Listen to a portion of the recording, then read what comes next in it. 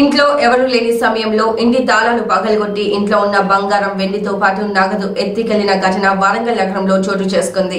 వరంగల్ నగరంలోని 14వ డివిజన్ ఎనిమాముల బాలాజీ నగర్ వాజ్పేయి కాలనీలో నివాసం ఉంటున్న రామ శ్రీధర్ దంపతుల ఇంట్లో నిన్న రాత్రి ఎవరూ లేని సమయంలో దుండగులు ఇంటి తాళాలు పగలగొట్టి ఇంట్లో ఉన్న తులంన్నర బంగారం, 40 తులాల వెండి, 3,500 నగదు ఎత్తుకెళ్లారని బాధితులు తెలిపారు. బాధితుడి శ్రీధర్ ఫిర్యాదు మేరకు కేసు నమోదు చేసుకున్న ఎనిమాముల పోలీసులు సంఘటనా స్థలానికి చేరుకొని దర్యాప్తు చేస్తున్నారు. పొద్దున నేను 9 గంటలకు పోయినా, మా సార్ 10 గంటలకు వచ్చి 11 గంటలకు పోయిండట.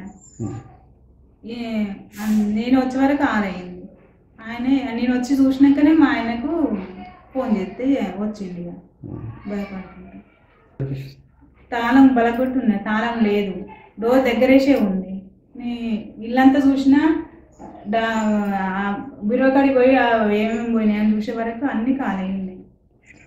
బంగారం, వెండి 45 తులాల వెండి అయితే తులం అట్లా బంగారం, 3 జతలు కమ్మలు, పైసలు 3,000. రమ శ్రీధర్.